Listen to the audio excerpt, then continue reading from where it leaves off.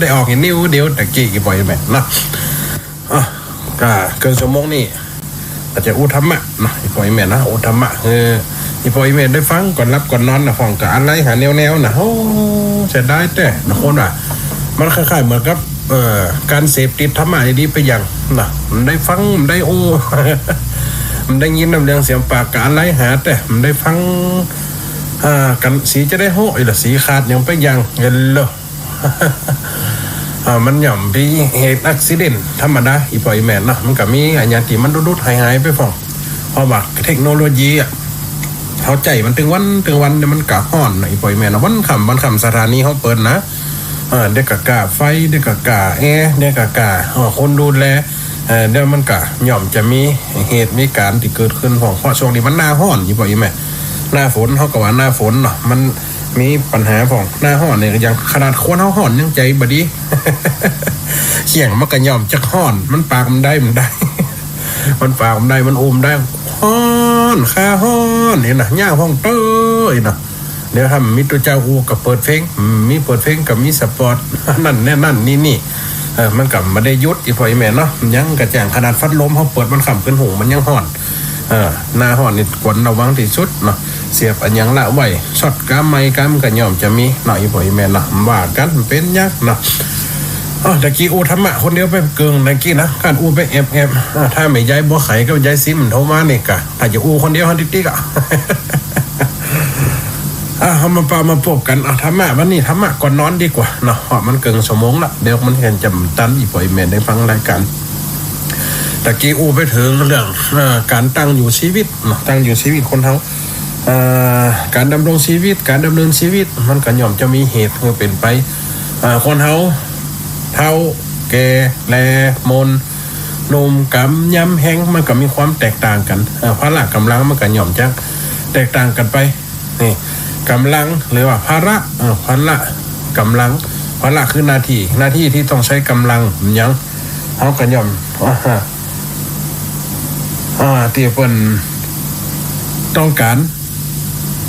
จะให้สังคมเขาอยู่นะสังคมหรือว่าความเป็นอยู่ชีวิตที่เขาอยู่ว่าอันยังต่างๆที่อยู่ได้พอมีพละกำลังคนเขาถ้าบักกินข้าวกับมีพละกำลังรถทำมีน้ำมันกับมีพละกำลังที่จะไปเครื่องจักรเครื่องยนต์มีไฟฟ้ามันกับมีพละกำลังหรือว่ามีสิ่งที่ขับเคลื่อนมีหัวใจของมันหรือว่ามีสิ่งที่จะปามันไปมันก็ย่อมจะรอเรื่องกัน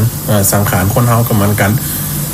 หัวเข่าบางคนเท้ามาเจ็บหัวเข่าเจ็บขาเจ็บแข้งเพราะว่ายังย้ำนมเนี่ยน้ำในร่างกายระบบปกติมันจะเท่ามาเริ่มไขข้อหัวเข่าแห้งละเขายังเขาพอยังแบบเขาเปรียบเทียบเกี่ยวกับเขียงจักรเขียงยนต์เนี่ยถ้ามีจระบีไม่กระทั่งว่าเขาอีดไฟอีบ่อยแม่เนาะเขาอีดไฟมันเก่าเนี่ยถ้าเอาไข่งัวไข่ควายก็ใส่ถ้าเอาจระบีเนี่ยเขาหยอดมันกับพัดได้มันกับเดียดนะมันกับเฟือมันกับแห้งไปแห้งแต่แห้งมันกับเริ่มแตกเริ่มแห้งไปกระดูกคนเฮากับมันกันคนเฮาได้เท่ามันกับย่อมจะเป็นจะอันพละกำลังมันก็ทดถอยโมนาตามันก็ทดถอยร่างกายคนเฮามันก็ทดถอยมันก็อยู่ตามสภาวะบางคนที่เปิ้นดูแลตัวเก่าดีเนาะออกกำลังกายพองกินอาหารที่มีประโยชน์พองหรือว่ามีธรรมะรักษาหัวใจพองเขาหัวใจคนเขากับบอกไปเป็นไหนปวดเศร้ากับเพื่อเศร้าปวดโศกกับเพื่อโศกหันการเป็นการตายเป็นเรื่องปกติหันเป็นการพัดภาคเป็นเรื่องปกติหันความเจ็บความเป็นความอันยังเป็นเรื่องปกติมาคิดว่าโอ้ทำบุญเน่นนะสร้างบุญสร้างทานเน่นนะพ่อมกำสักน้อยรู้บุญคนละนาทีกันเลยอีบ่อยไหมคนละนาทีกันเลยบุญกับที่เขาทานนี่นะ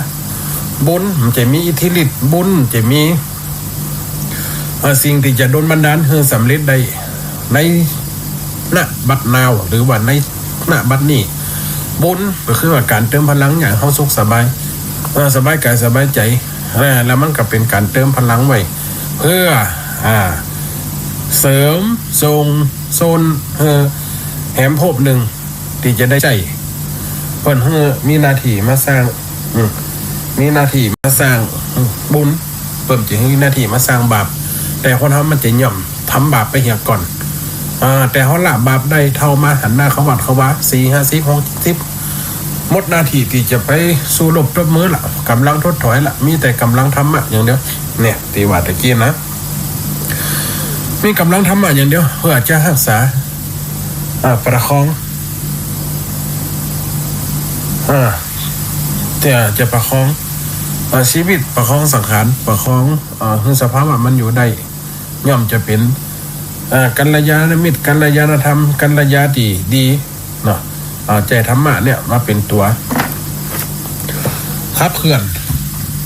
ตัวตีชำระตัวตีช่วยล่างตัวตีมาคมจิตคมใจบอกแบกเมื่อเขาเท่าเกในมนไปไปติดยังใจติดลูกติดหลานโอ้กองวันกองคืนจมหาอยู่ฮั่นเขาเลี้ยงมันใหญ่แล้วก็ปล่อยมันไปมันตึกนะมันเท่าลูกหลานมันก็เท่ามาลูกหลานมันก็ทีนี้เป็นปกติเหมือนเดิมละเขากับมีหน้าที่ส่งเสริมเขาละช่วยมันละต่อไปเขาจะมาช่วยเขากะอยู่ที่จิตสำนึกเขาละความกตัญญูกตเวทิตาเลยว่าความที่จะเป็นความห่วงใยที่จะกลับขึ้นมาความห่วงใยที่จะมาดูแลมันก็อยู่ที่จิตสำนึกเขาอยู่ที่ใจเขาบางคนกลับไปแล้วไปเลยลูก9 คน10 คนบางคนจะได้เหี่ยคนเปิดจังหวะแล้วเลี้ยงมาหลายเพียบ่นี่เลี้ยงมาหลายเพียบ่ไอ้มานี่เลี้ยงไว้หลายมันจะดีเห็ดตัวหนึ่งให้ขนาดนักนอนบนเฮียนต่อไปดำอยู่สายแบง มันก็ยังขึ้นมานอนอยู่แหมตัวนี่เป็นไรคบไก่คบเป็ดเปิดต่อไปจะเสี่ยงตังนี่แม่นก็อีบ่อยแม่ว่ามัดนั่นก็ได้มันยังกังมันยังหดเจียกไปอยู่กัดเจียกไปอยู่ไปคบไก่คบนกสร้างความเดือดร้อนของเขาบางตัวกระซวกเปิดเขามาบานวิจัยไปคบไปกันเปิดเขาจะเป็นตัวเขาไปยามเนี่ยเป็นสมันลูกเขาเหมือนกันเขาก็ต้องทำมาเป็นติดตั้งว่าสุดแล้วแต่มันเถอะวิบากกรรมของมันเขาสร้างเป็นคนดีแหละบางคนก็ไปเป็นโจรเป็นผู้ร้ายเงี้ยบางคนก็ไปทำติ่มดีบางคนก็ไปลึกไปหายในด้านติ่มดีเป็นนักเลี้ยงสุรากินเหล้าจนพัดตายก็มีพ่อแม่ได้จ่าพ่อเท่าปิกว่าคือพ่อแม่ได้เลี้ยงได้ดูครับบางคนก็ไปเล่นมาเล่นยาบางคนก็ไปติดในสิ่งตีมบดีไปติดไม่หยาไม่ยิงไปติดประจับหัวใจเอาโลกเอาไพ่มาเป็ดตัวเก่าเนี้ยพ่อแม่ก็จำเป็นได้ดูแลคำว่าพ่อแม่นี่ยิ่งใจที่สุดแน่ในความกตัญญูเขาคือเขาไปแล้วไม่หวังผลตอบแทนพอเขาหักหนูย้ำน้อยเขาหักขนาดนักให้แง่นะกินข้าวกัน2 ผัวเมียลูกขี้หั่นเหนียวหั่นจะละไว้มื้นกับกวนลูกเจ็บลูกแซบบันกำเข้าไปสวยก้นสวยก้อยมีโคตรมีเกียรติพ่อหยังฮักพ่อฮักเนี่ยความรักมันยิ่งใหญ่ที่สุดความรักของปอกของแม่คือความกตัญญูตาจะจักมาถึงธรรมบทหรือนิทานเรื่องหนึ่งข้างหนึ่งพระพุทธเจ้าในปล่อยแม่พระพุทธเจ้าของเขาเนี่ยได้เกิดเป็นงัวเป็นงัวอาชาเป็นงัวที่มีกำลังในหน้าเมืองหนึ่งชื่อว่าเมืองพาราณสีแคว้นกาสีพระพุทธเจ้าของเขาในจาดหนึ่งไปเกิดเป็นงัวสุภราชเกิดเป็นงัวดำเป็นงัวที่มีกำลังวังชาเป็นงัวที่แข็งขันมีกำลังต่องัว10 ตัวเป็นงัวที่ไปห้องงัวอาชาให้เด็กงัวที่มีกำลังนักอดีตชาติพระพุทธเจ้ามาเกิดเป็นงัวนางอุบลนาเถรีมาเกิดเป็นหญิงชราตีเลี้ยงงัวข้างนั่นเมืองพาราณสีข้างหนึ่งมีเมืองพาราณสีมีคนเฒ่าแม่หญิงคนเฒ่าเนี่ยดูหลังกองเก่าผมฮะใส่ผ้าคว้ากับเก่าเกลืออยู่ตูบคนเดียวบ่มีลูกมีแต่สามีได้ตายจากไปแล้วอยู่คนเดียวเมื่อสามีตายอยู่คนเดียวจับข้างหนึ่งมีปอกก้างัวจะเอางัวไปขายแล้วพอดีแม่ไม้เนี่ยแม่นางหญิงชราเนี่ยอยู่คนเดียวที่ห้างหมู่บ้านปีบริเวณมันกว้างอีกหน่อยเขาก็เอางัวไปล่ามไปปล่อยแล้วขอนอนพักที่ใต้ ตั้งแคมป์ไกลกับบ้านหญิงชราหญิงชราก็คือนอนพักด้วยความดีใจด้วยความมีมิตรไมตรีด้วยความที่มีความเมตตาต่อกันเมื่อนายโคบานเอางวดจากไปก็เลยขอบคุณคุณยายขอบคุณหญิงชรานี่ขอบคุณนะยายนะที่เฮือได้นอนที่เฮือได้มาเต็นที่พักที่พิงบ่มีทรัพย์สินหยังอ่ะเดี๋ยวนี้ข้าเอางัวไปเฮือนี่ตัวเด้อในบรรดางัว100ตัวเนี่ยมีงัวนี่ตัวเหมือนหมูข้าว่าเป็นกาละกินีแน่นอนเป็นงัวดำเป็นงัวมออย่างบ้านเฮาเป็นงัวมอว่ามันสีอย่างดอกอัญชันนี่เพิ่นว่านะงัวตัวนี้เป็นงัวดำงัวมองัวมอยปอท่าก็เลยว่าหญิงชราเป็นงัวน้อยหญิงชราเกิดเลยว่ายังจากไปเกิดเลยเอาหับงัวตัวนั้นเลี้ยงไว้งัวโพธิสัตว์ก็คือเมื่อพระพุทธเจ้าเกิดเป็นงัวการเลี้ยงไว้ถึงวันงัวตัวนั้นก็ใหญ่ออกหญิงชรานี่ก็หักเหมือนลูกนี่ปล่อยไปหักเหมือนลูกหักเหมือนเต่าดูแลเกี่ยวหญ้าอ่อนน้ำใสมาเหอะบางครั้งกินข้าวก็แบ่งเป็น2อย่างเอาน้ำข้าวมาก้นในถังเติมเกลือลงไปบ้านเฮานี่เอาน้ำปลาอันบอกเนาะเอาเกลือบอกเนาะฮดหญิงชราเนี่ยเอาใส่น้ำข้าวพวกกับมาฮดเนี่ยงัวเนี่ยก็กินงัวก็มีพละกำลังใหญ่ขึ้นมาอีปล่อยมาใหญ่ขึ้นมาก็เป็นงัวตีดีละอ่อนหันกับมาเล่นด้วยละอ่อนเรื่องงัวเรื่องควายหญิงชรากับปล่อยให้งัวเนี่ยไปอยู่ด้วยฝูงงัวเจ้าบ้านละอ่อนกับฮักงัวตัวนี้นะฮักคนเฒ่ากับฮักนองเขาผ่องจับหูมันกระตึ้มคิดตั้งเป็นงัวตีดูแลจ่าฝูงงัวทั้งหลายกลัวตัวงัวตัวนี้หมดงัวตัวนี้ก็คอยเตือนคอยสั่งคอยสอนว่าจะไปดีกินของเปิ้นเด้อกาเข้าเหล้าบัดนี้เข้าบัดนี้ทกเคลื่อนแปบทวามดีของทนทั้งหลายงัวตัวนี้มีองค์ศีลมีศีลที่รักษาตัวคอยบอกงัวทั้งหลายละอ่อนคนนี้ก็ฮักละอ่อนทั้งหลายก็ฮักแล้วงัวตัวนี้ก็มาเกิดบอกโอ้หญิงชรานี่ฮักขนาดนักทั้งที่หญิงชรานี่เป็นคนทุกคนอยากอุปการะเลี้ยงไว้ก็เลยห้องหญิงชรานี่เป็นแม่ห้องหญิงชรานี่เป็นแม่ว่าแม่สิ่งต่างๆลูกจะดูแลเองในความในใจกับไปกันลิ่มการเลียไปนุไปกอดไปที่ไหนเปิ้นหาบหลัวหาบไม่เปิ้นหาบกาเปิ้นเนี่ยอย่างตั้งหลายงวดตัวนี้ก็เอาตัวเขาไปจ่วยไปไก่คนตั้งหลายก็เอาหลัวเอาฟื้นเอาเข่าเอาเฟืองเอาถั่วเอางาตีได้เป็นไต่เป็นถุงเอาใส่หลังปุ๊บกระตุกเงินหืดเตี่ยวเฟี่ยง2เฟี่ยงงัวตัวนี้ก็เอามาเฮอแม่ย่าแม่เฒ่าเนี่ยแม่เฒ่ากับน้ำตาไหลโอ้งัวตัวนี้มีความกตัญญู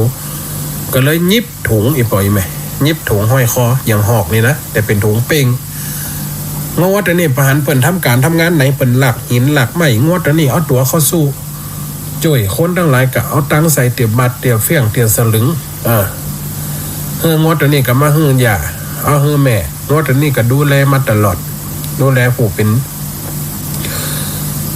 แม่ตัวเก่าที่ฮักว่าเป็นแม่ก็คือหญิงชราถือว่าเป็นแม่เพราะว่าเลี้ยงดูโดยหญ้าอ่อนน้ำใสเข้าน้ำเข้าย่อมเกลืออย่างมีพละกำลังงัวนี่ก็น่าดีเอ็นดูไปไหนไปกะฮักละอยู่ในฝูงงัวทั้งหลายกาละข้างหนึ่งมีคนบอกกล้างวดต่างลากเข้าหลากหินหลากซ้ายเนี่ยร้อยเล่มเกวียนเปิ้นจะเอาเกวียนต่อกันในอีบ่แม่งัวตัวนี้นำหน้าแล้วเอาลอดตัวนี้เขาต่อตั้งหลังแล้วเอาลอดตัวนี้ต่อตั้งหลังร้อยเล่มโอ้ยาวอย่างรถไฟนี่นะอีบ่แม่นะนายเศรษฐีนั่นบอกกล้างวดต่างนะกัดเอางัวมาช่วงนั้นเป็นฤดูฝนตกพอดีไปติดลมงัวจักขึ้นตึ้มแปะร้อยเล่มจมอยู่น้ำปะงัวน่ะจะเอางัวข้ามน้ำเอาล่อข้ามน้ำงัวเอาแปะงัวของนายโคบานงัวของปอกกลางงัวต่างข้ามแปะ ไปขอเจ้าบ้านไผกระดึงแปะไปขอคนทั้งหลายมาจ่วยกันกำแปะจ้าไปหันใส่ละอ่อนเลี้ยงงัวนายโคบ้านไปหันสลักษณะงัวตัวนี้โอ้เป็นงัวอาชาเป็นงัวสุภาลาภเป็นงัวใหญ่ทึกดำตางามผิวงามเลี่ยมงามเงาก็เลยไปถามเด็กไอ้นาฬิกาเด็กทั้งหลายวัวตัวนี้เป็นวัวของใครวัวนี่เป็นเจ้าของคือไผโอ้เป็นของยายแก่ครับผมเป็นของคนแก่คนหนึ่งอยู่ที่ท้ายหมู่บ้านวัวตัวนี้เป็นวัวตีมาเอวมากินตัวนี้มาเจงวัวของผมวัวตัวนี้เป็นวัวมีกำลังนะนี่เป็นวัวสุภาพเจ้าผลอยู่นี่จะจ้างผลได้ก็เนี่ยนายหลอกเกวียนนะจะจ้างจะได้ครับโอ้ป่อจะจ้างไปหลักล่อปอดติดลมมันงัวเอาคืนตึ้มแปะแต่เนี่ยจะได้เนี่ยถึงจะดึงประจนได้เขาว่าโอ้งัวตัวนี้มันถึงออกรับจ้างอยู่แล้วละอ่อนทั้งหลายกันเลยว่านานป่อโคบานป่อเศรษฐีล่อเกวียนต้องไปถามเจ้าถามนายงัวตัวเนี่ยถ้าอูกับมันดีๆมันทำงานหุ่นได้หมด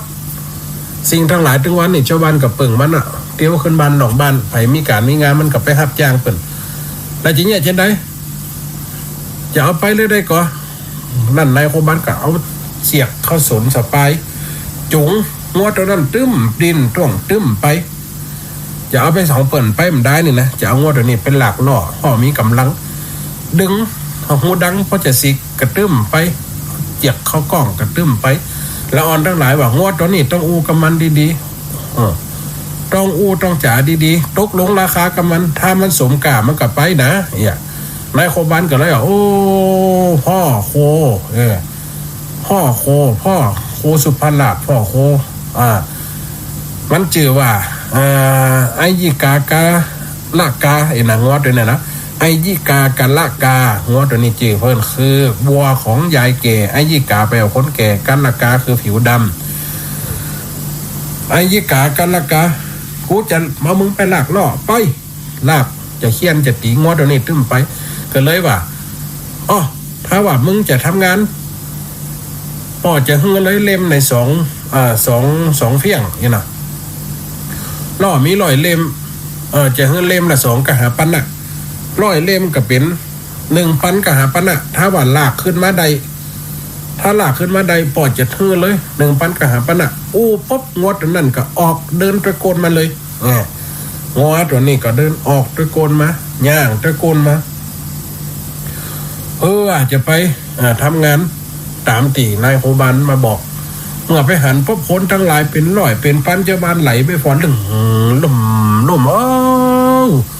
งัวนายโคบานเป็น100ตัวเลี้ยนร้อยเล่มไหนมีงัว2กันงัว200ตัวลากเนี่ยมขึ้นได้กินละเอางัวตัวนี้มาจะไหวเลยจะไหวใจมันได้จะได้เจ้าบ้านทั้งหลายฝ่องกะหันดีฝ่องกำหันดีฝ่องก็งัวตัวนี้มีกำลังกะเป็นงัวตีดีเป็นงัวตีสร้างอันนี้สงสร้างบุญสร้างฐานะและกตัญญูต่อหญิงชรามันมีความกตัญญูต่อแม่ของมันก็ย่อมจะทำให้ได้แน่นอนป้องกับไปพอเมื่อเอางวดตัวนี้เขาเทียมปุ๊บอีปล่อยแม่เขาใส่ล่อปุ๊บงวดตัวนี้ก็สัจจะอธิษฐานดึงขึ้นมาด้วยกำลังแข็งแต่เอ็นคอมันจะปุ๊ดดึงเงินหัวสั่นงุนล่อก็เริ่มขยับอาดขึ้นเมื่อขึ้นปุ๊บ100เล่มอีบ่อยแม่พดจากตีติดลมติดตีน้ำพดขึ้นมาปุ๊บพ้นทั้งหลายก็โหตบมือโหร้องไซโยกันนายโคบานเนี่ยปอก้าเนี่ยก็เลยเอาตังเขายัดเขาใส่ในถุงเป่งถุงตีนห้อยคองวดตัวนี้ข้างแรกตกลงว่าจะฮื้อ1,000กะหาปันนะสุดท้ายฮื้อแค่500กะหาปันนะแค่เกิงเดียวงวดตัวนั้นลึงออกได้ปุ๊บฮื้อเปิ่นแค่500งวดตัวนี้ก็เกิดอาการฟึดฟัดเนี่ยเกิดอาการเดินไปขวางหน้างวดทั้งหลายขวางหน้าหลอดทั้งหลายบ่ยอมฮื้อไป มันปามันได้แต่กิริยามันบ่งบอกนายโคบ้านก็เริ่มกลัวในตาแดงของงวดตัวนี้ก็เลยว่าโอ้เป็นว่างวดตัวนี้มีความกตัญญูสูงมีสัจจะสูงเอาอู้ว่าจะฮื้อปันฮื้อแค่500บ่ได้สมดังใจมันจำไปทางใดมันจะมาทำไล่แก่ของในหลอกเกวียนทั้งหลายโอ้เห็นจับกันหันเห็นจับกันกันเลยเตรียมหึ่งแหม500เป็นปันงวดนั้นก็เปิดทางหึงวดทั้งหลายได้เดินทางงัวหลอกเกวียนน่ะได้เดินทางเมื่อได้ปุ๊บงวดตัวนี้ก็6วิ่งไปงวดตัวนี้ก็6วิ่งไปถึงหอดบ้านไปถึงย้ายแก่หันแล้วปุ๊บหญิงชราหันปุ๊บก็เลยเกิดความเอ็นดูสงสารว่าโอ้ไอยิกาทารกาเอ้ยลูกของแม่เจ้าอย่าไปทำกำลังเกินกำลังของเจ้าได้อย่างไรนะแค่นี้แม่ก็ภูมิใจแม่ก็ดีใจละที่เป็นงัวที่เป็นงัวที่มีข้อหลักกำลังงัวที่มีความกตัญญูหญิงชราหันคอนี่แดงมัดงัวตัวนี้คอแดงมัดไหลแดงหลังแดงมัดเพราะดึงลอกเกวียนออกจากติดลมกีบเท้ากีบตีนจ้ำมดเนี่ยดึงออกมาหญิงชรากับน้ำตาไหลน้ำตาตกกึดถึงความกตัญญูของงัวตัวนี้ก็เลยเอายาเอาน้ำอุ่นมาประคบดูแลกันจนหมดชีวิตอายุไขปางหนึ่งพระพุทธเจ้าได้เกิดเป็นงัวตัวเนี้ยนางที่เป็นหญิงชราก็คือนางอุบลนาเถรีคือภิกษุณีที่บรรลุอรหันต์ก้ำจูอุดหนุนกันจนพอถึงได้เป็นอรหันตานี้จากนี่ดูแลคุ้มอุ้มชูกันมีความกตัญญูตาตกพูดที่เป็นมารดางวดนี้ยังมีความระลึกเกิดถึงนี่เลยบ่งบอกให้เห็นว่าองค์โพธิสัตว์หรือองค์สัมมาสัมพุทธเจ้าของเขาเนี่ยตั้งอยู่ในบารมีมีนักทานบารมีศีลบารมีวิริยะบารมีปัญญาบารมีนี่ขันธ์นี่คัมมะบารมีสัจจะบารมีนี่หันก็อีปล่อยแม่ได้ความกตัญญูบอกว่าคนบอกว่าสัตว์บอกว่าสิ่งต่างๆเฮาเลี้ยงที่เปิ้นมีแก้วมีกุลก็มีเลี้ยงติ่มสมบูรณ์แบบติ่มมีกุลก็มีจะไปน้อยใจในสิ่งที่เฮาได้ทำลงไปทั้งฟ้องก็จะเกิดความน้อยอกน้อยใจเลี้ยงใหญ่กองหือใหญ่มาแล้วเป็นงูเห่างูจ่องงูไส้หมาคอยคบคอยทำร้ายเข้าทำร้ายของ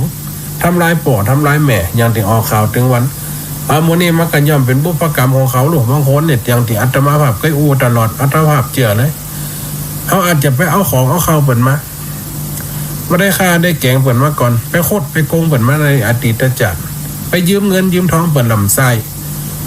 ลูกออกมากันเลยเป็นเจ้ากรรมนายเวรไม่ลูกแบบที่เป็นลูกเขาต้องดูแลมันเลี้ยงจนพอ30-40มันได้กินบากินแห้งลึกหนีไปเอี่ยวไปทำงานไปคุ้มกับปลาเขาเนี่ยเขากลับมาดูมันดำดูดีไปเอาลูกเอาเมียตกลูกตกเมียปุ๊บไปกลายเป็นพี่กรมพี่การเมียกันละลูกกันละเนี่ยสุดท้ายมาพ่อแม่ก็ต้องมาดูแลประคบประงมต้องได้เลี้ยงย่ำเท่าแหมให้เลี้ยงจนมันตายคามือขยันที่ออกรายการทีวีย้ายหนาอยู่พระเก่า14นะลูกคำค้นนี่เป็นโปลิโอลูกคำค้นกับเป็นตกตึกละกำตายกลายเป็นเจ้าชายนิทราขายต่ำส้มยูโลดเข็นออกไปกล้าไปขายเป็น2 กิโลนี่ขายให้นักท่องเที่ยวขายให้คนทั้งหลายได้เงินมากับมาซื้อแฟมเพิร์สซื้อข้าวอาหารตีมารอตั้งใส่ยางให้ลูกแม่94อีบ่อยแม่เกิดพอเนาะเท่างอมมันลูก60ปลายคนหนึ่งลูกคำค้นกะอันหิม70ต้องได้เลี้ยงได้ดูเขาจนเพราะถ้าว่าย้ายนี่ตายเงี้ยแล้วก็คือบุพกรรมเขาก็อยู่ตามกรรมของเขาต่อไปนี่ถ้าว่ากรรมเขาจะดูแลกันจะมาตายคำมือปอบคำมือแม่กับโปนกรรมเขาไปเขากับไม่ไผเลี้ยงดูเท่ามา งับเงิงมีติเปิงไผปิ่มมีสักน่องกระจายในความทุกข์ทรมานแสดงว่าทรายกรรมทรายเวรกันไปอันเนี้ยเป็นเจ้ากรรมในเวรมารูปแบบได้นำเจว่าเป็นเพศเป็นผีอย่างอีปล่อยแม่ที่ว่าต้านการเข้าหาเจ้ากรรมในเวรถึงวันเนี่ยนึกว่าเป็นเพศเป็นผีมาขำมาเขแช่กรรมทุกข์จะเป็นเจ้ากรรมในเวรอย่างแต้มหัวเนี่ยอีเนี่ยเอาเนี่ยยังกรรมล่ำด้วยมันขึ้นสั่งขึ้นแต้มอย่างเปิ่นถ้าเจ้ากรรมในเวรมาขำไหมเนี่ยยังกรรมหลอดพ่นเนี่ยเจ็บพันปวดนี่เจ้ากรรมในเวรเจ้ากรรมในเวรรูปแบบที่เป็นผีนี่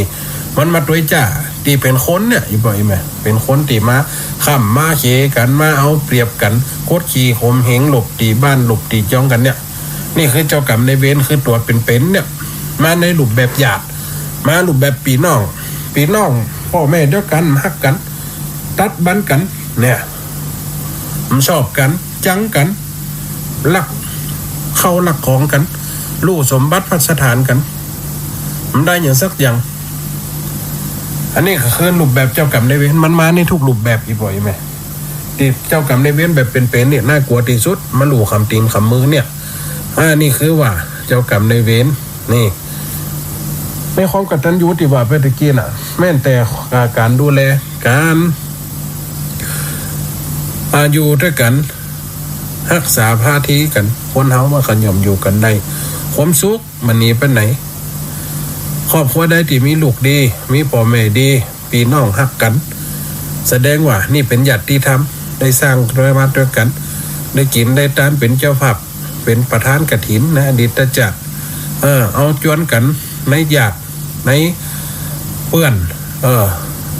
ญาติธรรมคนนั้นเป็นรองคนนั้นเป็น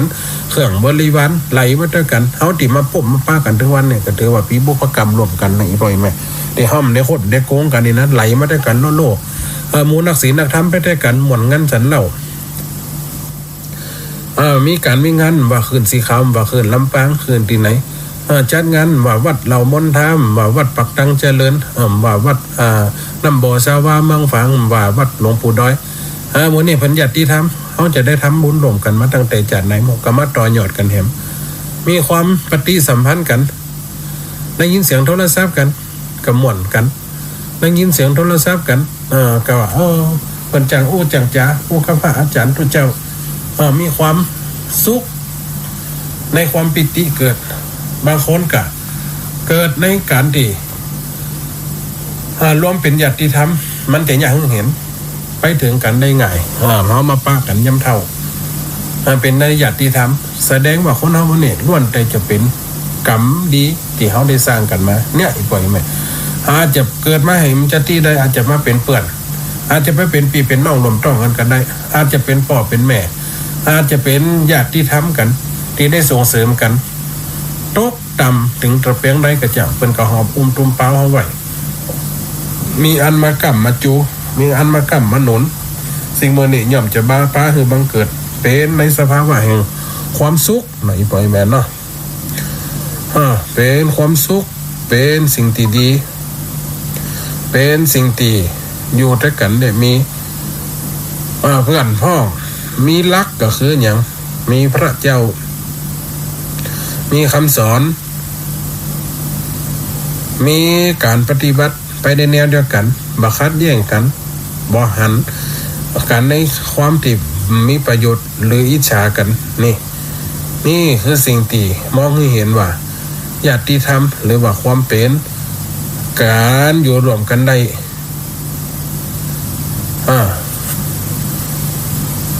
อยู่รวมกันได้สร้างเสริมบารมีสร้างเสริมบุญด้วยกันนี่คือการอยู่รวมมาฮักมาจังกันนี่หันกันแล้วมีความปีติกันไปป้ากันทำการทำงานยกมือไว้ถามอาการนี่เสียงคนนั่นเสียงคนนี่อันนี้แสดงว่าเป็นญาติธรรมกขนาดเขาเปิดตึงวันวิทยุไปข่วยลุกเชียงใหม่ลำพูนลำปางเชียงหายคนที่ผมฟังกับที่ผมฟังเนาะขอเคมันฟังบ่หรอเคเขาฟังบ่หรอเฮ้ยบ่ฟังเงินทุกเจ้าเนี่ยการนั้นก็ดีเนี่ยบางคนเอาใจติดแนวแรงมากกับใครฟังเพราะว่าอย่างอันนี้เพิ่นบุญเก่าเพิ่นมาส่งโลก บุญเก่ามาเสริมพอเขามีล่ะสะสมแฮมได้ฟังแฮมเปิดคนได้ฟังธรรมะนี่เป็นบุญหูนะอีปล่อยไหมเป็นบุญที่จักนำเป็นบุญที่นำปาเป็นบุญเป็นอานิสงส์แห่งการที่เขาจะได้ต่อยอดสร้างกันไปได้ติ๊กบ่ทดถอยลงเดือเดิมมดบ้านมีคนฟังวิทยุแค่10 คน20 คนอู้กันเปิ่นกระม่วนกันป้ากันโอ้พระอาจารย์อู้เรื่องนั้นจันม่วนเนาะตัวเรื่องดีย้ายนั่นกระม่วนเนาะพระอาจารย์นี่เปิ่นอู้กับอู้มีสารละพระอาจารย์นี่เกิดกระจุไข่หัวที่แท้มาสอบสู้สรรเสริญกันไปเราไปอู้คนที่เปิ่นฟังวันละคนที่หูจังหวัดจังหวัดไปอู้วันละเปิ่นกะได้ได้แต่อู้อย่างกำเฮาแต่กำเปิ่นกระเดี่ยมปากเปิ่นเพราะผมได้ฟังเปิ่นกำเข้าใจแล้วบอกว่าโอ้พระเจ้าบัดตัวไหว้ไปพระเจ้าบัดเปิ่นมีการมีงานประกาศในหลายไปโลไปเนี่ยเปิ่นได้สร้างเปิ่นห้องว่าอย่างเฮาวานเข้าเนี่ยกับอีปล่อยมาวานเจียพักเนี่ยกับเฮาวานสุมาเด้อวานเต็มหัวคันใดวานเต็มตีนคันใดฮันวานเต็มหี่ตัวฮันมันก็ได้กินฮันมดฮันก็คือมดแต่เฮาไปวานฮันน้อยเอาตัวเจียพักกาดเปิ่นมีนี่เน้อเจียพักของป้อมเปิ่นมีนี่เน้อนี่เปิ่นนี่เต็มแฟตตัวไปวานแฮมของเปิ่นมดวนาเปิ่นจะไปขอตัวกินได้กาไม่เอาเลยเหรอเฮาวานไปก่อนเป็นเกิงเดือนล่ะของเฮามดก่อนปันกันกินหมอน่ะมันกำลังออกมาได้แหมเกิงเดือนเนี่ยอันนี้เอาเปิ่นเอามาฝากเด้อที่เจียตัวฮื้อน่ะกะมันกันไหลกันไปไหลกันมาอีพ่ออีแม่เนี่ยอย่างเฮาไปทำบุญน่ะเชียงใหม่ลำพูนลำปางไปหากันเกาะกลุ่มกันมันเป็นสิ่งที่ดีมันได้ปรากฏฮื้อในหันตั้งแต่จัดนี่แต่ก็จะมีในอนาคตการหรือว่าจัดต่อไปมันหยอกจังมีอย่างอาตมาภาพได้เปรียบให้ฟังน่ะเปรียบเสมือนเฮาเจี้ยเฮ็ดไฟบ่ใจหันเก็บแพะได้ก็ถึงมีหมดได้ก็ถึงมีมันก็ย่อมปรากฏพุทธพองพุทธออกขึ้นมาคนเซาะเฮาเซาะ10 คนไปเท่ากันเซาะเฮ็ดหมอนั้นได้เต็มซ่าหมอนั้นได้ดอก2 ดอกก็มันใจของตัวข้ามไปจวดอย่างด้วยก้นยังได้เก็บยังนะเฮ็ดกับตัวข้ามไม่หันก็เปิ่มทันพอหันน้อยชุดดำได้เปิ่นด้วยก้นเงียบเปิ่นยังได้อันเนี้ยบุญมันไม่เจหันในปล่อยแม่มันยังเจียเฮ็ดเจียดน่ะเจียอาตมาฝากเถอะไม่โกหกเวลาจะหมดเนี่ยก็ว่า57 นาทีไหลปล่อยแม่เนาะวันนี้เพราะว่ามันในอูหน่อยเดียวห้อมโทรหากันนะเนาะมันได้โอเค30 นาทีเดี๋ยวจะอะไรใจคล่องกันนะมันได้โทรมันเป็นอย่างนะได้มาสรุปฟังได้มาฟังในเวลาสุดท้ายพอดีเวลาสุดท้ายสุดพอตะกี้มันเสียเวลาไปเป็น20 นาทีหม้อแป้งระเบิดเนาะก็เลยได้ธรรมะอย่าเกินสมองหน่อยปล่อยแม่นเนาะไปกับม่วนไปนะคนกับม่วนไปคนฟังกันลื่นหูฟังไปกันได้ฟังกันนะอย่าปล่อยแม่ในคณะนี่ก็คือน่ะได้จำได้ฟังไว้แล้วเนี่ยสร้างมาเตอะบุญมาปารมีความกตัญญูกตเวทีตาความเป็นญาติธรรมความเป็นญาติมิตรคิดอยู่ด้วยกันมันย่อมไม่หายมันย่อมจะอยู่ไปในความสบายใจเนาะความสบายใจอีพ่ออีแม่ได้ฟังธรรมผ่านวิทยุก็ขออานิสงส์แห่งการได้ฟังเนี่ยจงมาพวกขุมงำได้อยู่ดีมีสุขกันเอาน้ำเอาทำเป็นตีสลมจิตใจเอาน้ำเอาทำเป็นตียึดเหนี่ยวจิตใจฟังไปได้สาระไปย่อมจะได้ประโยชน์ที่ดีควรสู้สังหลับปฏิปัญญาฟังในสิ่งที่ดีก็ย่อมได้ฟังสิ่งที่ดีฟังธรรมะกระจุ่มใจตื่นเจ้ามาได้ยินธรรมะขใจเย็นใจบานตื่นมาเจ้าได้ยินคำด่ากำแจงกระใจห่อเหี่ยวเป็นอันยังติบันทอนชีวิตจิตใจมันก็หมดไปถ้าเวลาถ่ายปล่อยแม่เน่ก่อนจะลากันไปก็ขอให้ดีมีสุขรับดีฝันดีเน่บรรผูกกับมาปะกันใหม่